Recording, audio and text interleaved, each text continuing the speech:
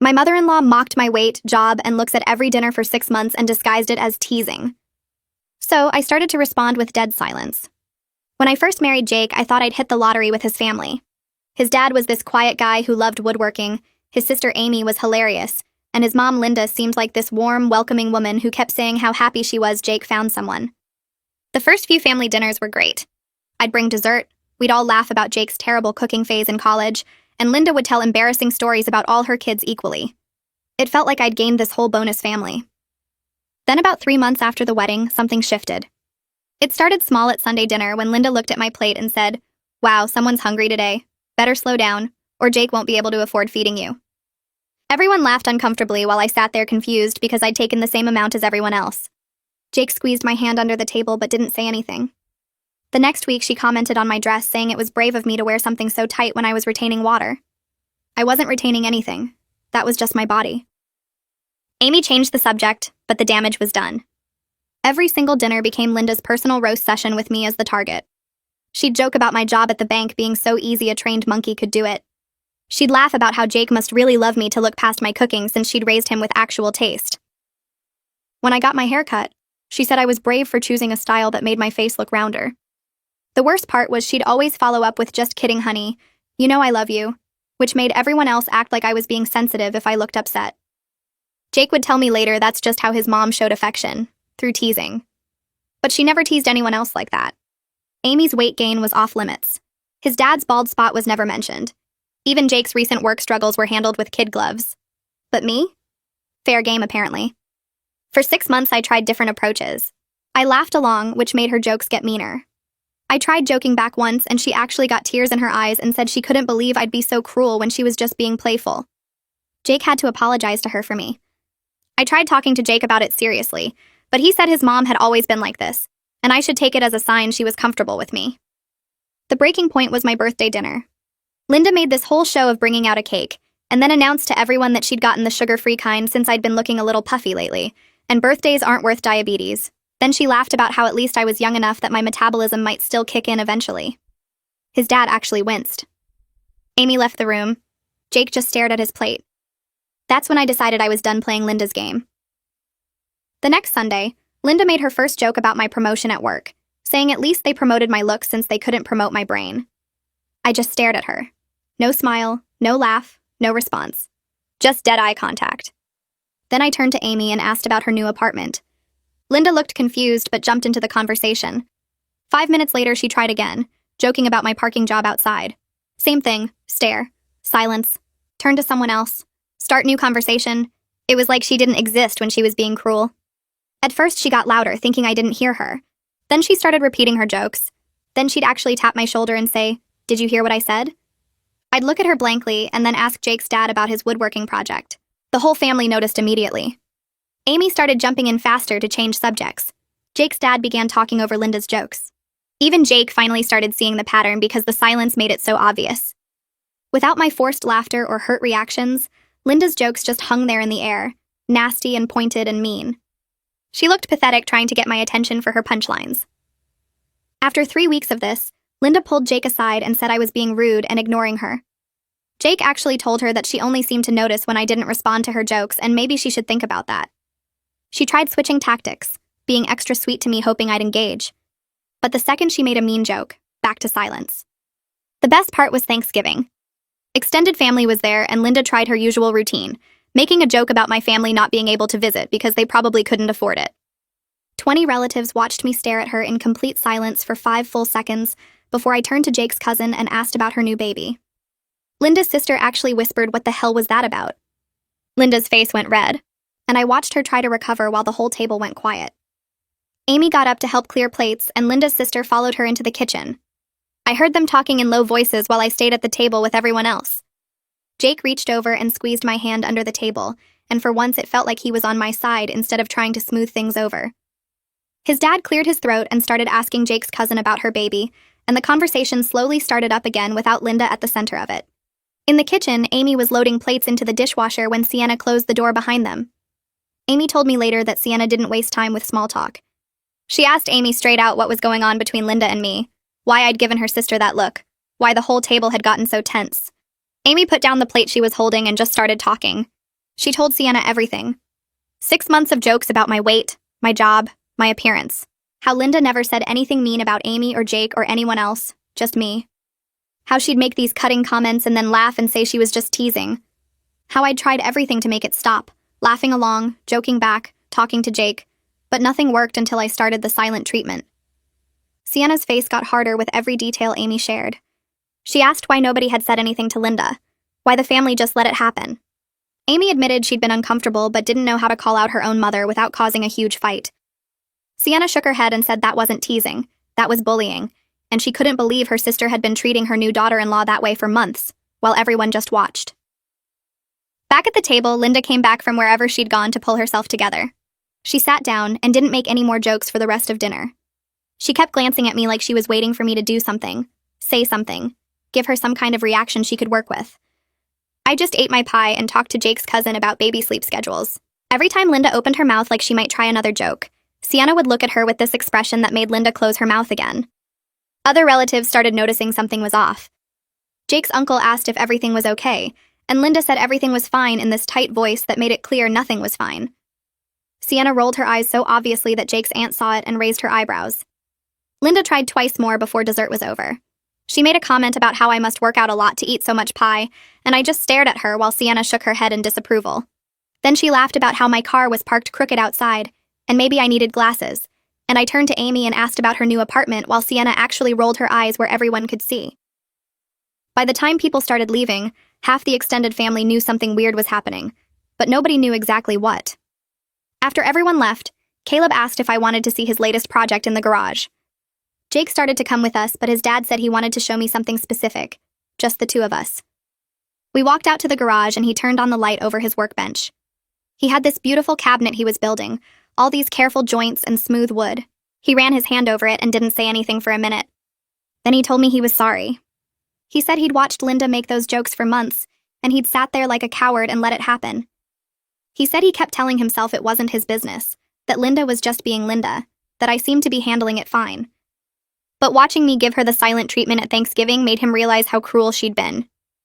Without my forced laughter or hurt reactions, the jokes just hung there and sounded as mean as they actually were. He said he felt ashamed that it took me refusing to play along for him to finally see what his wife was doing to me. I told him I appreciated him saying that. He nodded and showed me how the cabinet doors were going to work, and we stayed out there for a while talking about wood grain and finishes instead of his wife's behavior. Jake was quiet on the drive home. Not uncomfortable quiet, more like he was thinking hard about something. About halfway home, he started talking. He said watching his mom try to make those jokes with me just staring at her made him see how obvious the pattern was. For months, he'd been telling me that was just how his mom showed affection, that I should take it as a compliment that she was comfortable enough to tease me. But once I stopped reacting, he could see it wasn't teasing at all. It was just mean. He said he'd been making excuses because if he admitted his mom was being cruel, that meant admitting he'd let his wife suffer for 6 months. He said he was sorry he hadn't believed me sooner, sorry he'd made me feel like I was being too sensitive, sorry he'd even made me apologize to his mom that one time.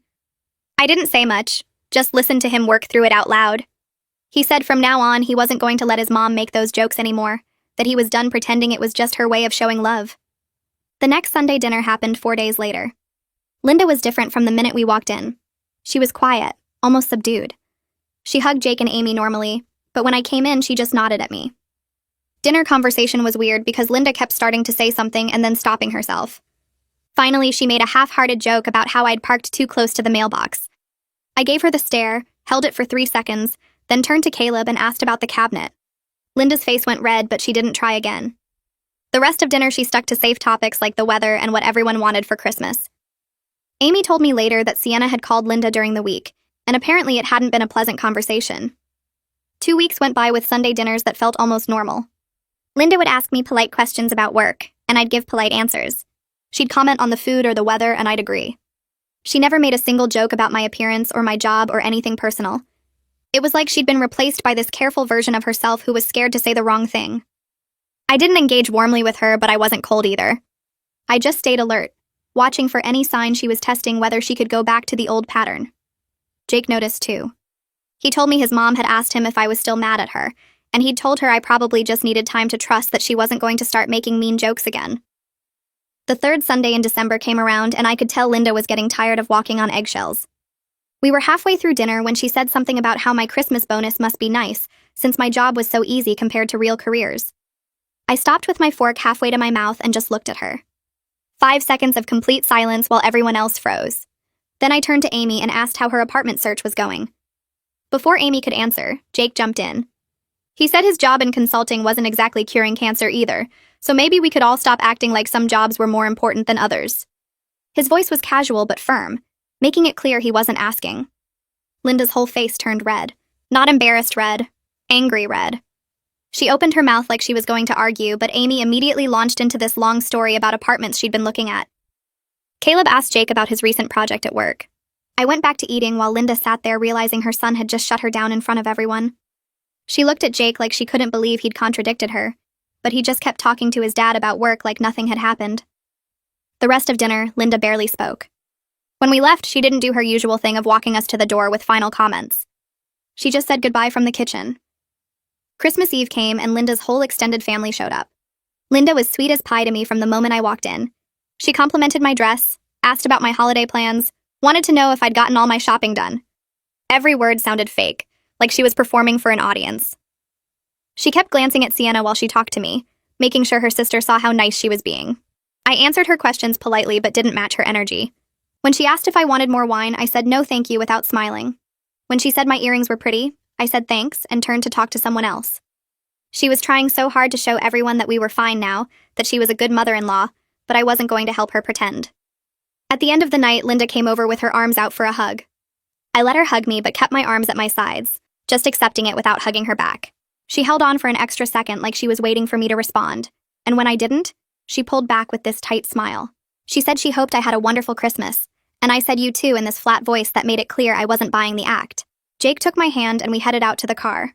Behind us, I heard Sienna say something to Linda in a low voice, but I couldn't make out the words. New Year's came and went without any family dinners, which gave me 2 weeks of breathing room before the pattern started up again. Jake and I went to his parents' house on January 2nd for leftover turkey sandwiches and board games, and Linda was careful the whole time. She asked about my holiday, complimented the scarf I was wearing, and didn't make a single joke at my expense. I stayed polite but distant, answering her questions without offering extra conversation. When we left, Jake said his mom seemed like she was really trying, and I told him one good day didn't erase 6 months of cruelty. He squeezed my hand and said he understood. The call from Amy came on a Tuesday evening while I was making dinner. My phone lit up with her name, and I almost didn't answer because I was in the middle of chopping vegetables. But something made me wipe my hands and pick up. She started talking before I could even say hello, her words coming out fast like she'd been rehearsing them. She said she'd been thinking about all those Sunday dinners, about sitting there watching her mother make mean jokes while she just laughed uncomfortably or changed the subject. She said she was sorry for never calling it out, for treating it like it was normal family teasing when it clearly wasn't. Her voice got thick and she said watching me shut down and refuse to engage had taught her something important about boundaries. She said sometimes the most powerful thing you can do is just refuse to participate in your own mistreatment, and she wished she'd learned that lesson sooner, so she could have stood up for me. I stood there in my kitchen with the phone pressed to my ear, vegetables forgotten on the cutting board, and felt something tight in my chest finally loosen. I told her I appreciated the call, that it meant a lot to hear her say those things out loud. She said she was going to do better, that she wasn't going to let her mom get away with that stuff anymore. We talked for 20 more minutes about other things, normal sister-in-law stuff about her apartment search and my upcoming project at work, and when we hung up, I felt lighter than I had in months. Sunday dinner the next week fell on January 15th, and I walked into Linda's house expecting the usual careful politeness she'd been showing lately. We made it through the appetizers and most of the main course without incident. Linda asked Jake about work, complimented Amy's new haircut, and told Caleb about a woodworking magazine she'd picked up for him. Then she looked at me and said something about my hair looking different, asked if I'd gotten it cut again, and added that it was interesting how some styles just don't work on certain face shapes. The words hung in the air for maybe 2 seconds before Caleb put down his fork. He looked right at Linda and said that comment was unkind and unnecessary. His voice was calm but firm, the way you'd correct a child who'd said something rude without realizing it. Linda's whole face went still. She stared at her husband like he'd just spoken a foreign language, her mouth opening slightly in shock. Caleb had never contradicted her in front of the family, had spent decades being the quiet one who let her run the show. She tried to laugh it off, waving her hand and saying she was just teasing, that I knew she didn't mean anything by it. But Caleb didn't smile or back down. He said she'd been teasing me exclusively for months while never making similar jokes about Amy or Jake. He said he'd watched it happen at every dinner and stayed quiet because he didn't want to cause problems, but staying quiet had let the problems get worse. The dining room went completely silent. Amy stopped eating mid-bite. Jake sat frozen with his water glass halfway to his mouth. Linda looked around the table like she was expecting someone to jump in and defend her, to tell Caleb he was overreacting. Nobody did. Amy set down her fork and said she'd noticed the same thing. She said watching Linda target me week after week had made her uncomfortable, and she was sorry she hadn't said something sooner. Jake nodded and added that his mom only seemed to tease people she thought wouldn't push back, and that wasn't actually teasing at all. Linda's eyes filled with tears. She pushed her chair back from the table and said she couldn't believe they were all attacking her like this, that she'd always shown love through humor, and now everyone was acting like she was some kind of monster. Her voice got high and shaky, and she said if they were going to gang up on her in her own home, she wasn't going to sit there and take it. She stood up and walked out of the dining room into the kitchen. We all heard the back door open and close. For about 30 seconds, nobody moved or spoke. Then Amy reached over and squeezed my hand under the table. Jake looked at his dad and said he was sorry it took him so long to see what was happening. Caleb shook his head and said the apology should go to me, not to him. We sat there in this weird frozen moment where everyone was looking at their plates or at each other, waiting to see what would happen next. Part of me expected someone to get up and go after Linda, to smooth things over like the family always did when she got upset. But nobody moved. Amy started talking about her apartment search again, her voice a little too bright, and we all grabbed onto the conversation like a lifeline. We talked about square footage and parking and neighborhood coffee shops while Linda's empty chair sat there reminding us what had just happened. 10 minutes passed before we heard the back door open again. Linda came back into the dining room with red eyes and blotchy cheeks. She sat down in her chair without looking at anyone and picked up her fork. Her hands were shaking slightly as she cut a piece of chicken. We finished dinner in near silence except for a few safe comments about the weather and Jake's upcoming work trip. Linda didn't make any jokes or comments about anyone.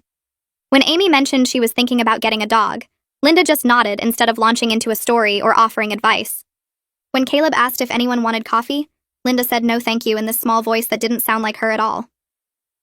Jake and I left right after we helped clear the table. Normally, Linda would walk us to the door and make some final comment about seeing us next week or teasing Jake about something. This time she stayed in the kitchen loading the dishwasher while Caleb walked us out. He told us to drive safe and gave me this look that seemed like an apology and a promise at the same time. 2 weeks went by before the next Sunday dinner. Jake asked me 3 times if I wanted to skip it, said we could tell his parents we had other plans if I wasn't ready. But I told him I wanted to go, that I wasn't going to let Linda's bad behavior keep me away from the rest of his family. We showed up at 5:30 like always.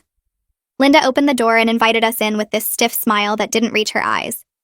We made it through appetizers and most of dinner with polite small talk that felt forced and uncomfortable. Then Linda set down her water glass and looked at me. She said she wanted to apologize for her teasing. She said she hadn't realized it was hurtful, and she'd be more careful going forward about what she said.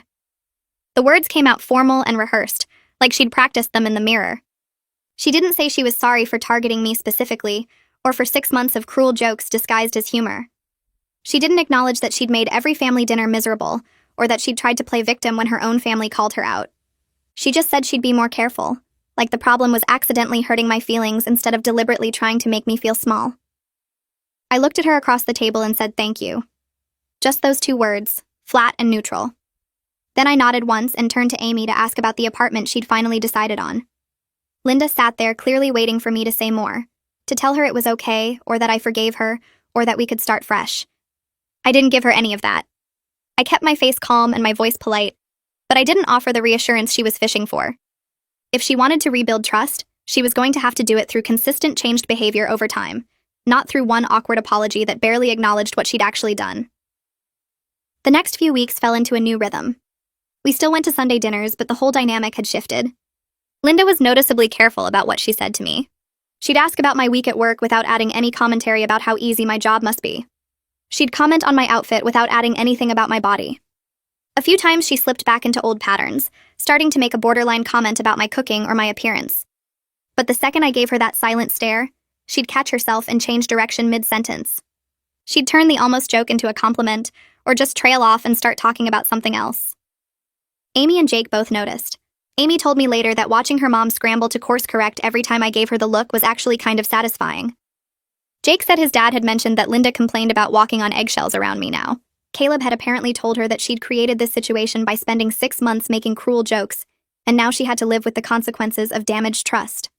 Jake said hearing his dad say that out loud had felt good, like someone was finally naming the reality everyone had been dancing around. By the time March rolled around, family dinners felt almost normal. Linda stuck to safe topics and genuine compliments. She joked with Amy and Jake the way she always had, with warmth and affection that made everyone laugh comfortably. She didn't joke with me that way, and I was fine with that. I'd rather have honest distance than fake warmth covering cruelty. Easter dinner came around in April with extended family showing up again. I walked into Linda's house bracing myself for potential awkwardness, but Linda maintained appropriate behavior the whole afternoon. She complimented the dessert I brought without any hidden digs. She asked about my recent promotion with what seemed like genuine interest. She made jokes with other family members that landed well because they weren't mean-spirited or targeted. Sienna watched everything carefully from across the room. I caught her eye a few times and she'd give me this small nod of approval. After dinner, when people were standing around drinking coffee and eating leftover ham sandwiches, Sienna came over to where I was standing by the kitchen window. She said she was proud of me for not letting Linda's cruelty continue. She said she'd talked to Linda several times since Thanksgiving about how she'd been treating me, and Linda had insisted everyone was overreacting. Sienna said watching Linda have to actually change her behavior because I refused to accept the mistreatment had been eye-opening. She told me that sometimes the only way to deal with someone who uses humor as a weapon is to refuse to react the way they want. She said bullies need an audience and a victim who plays along, and by taking away both of those things, I'd force Linda to either stop or look pathetic. We stood there talking for a few more minutes about other things, and when I left that night, I realized I'd actually enjoyed the dinner.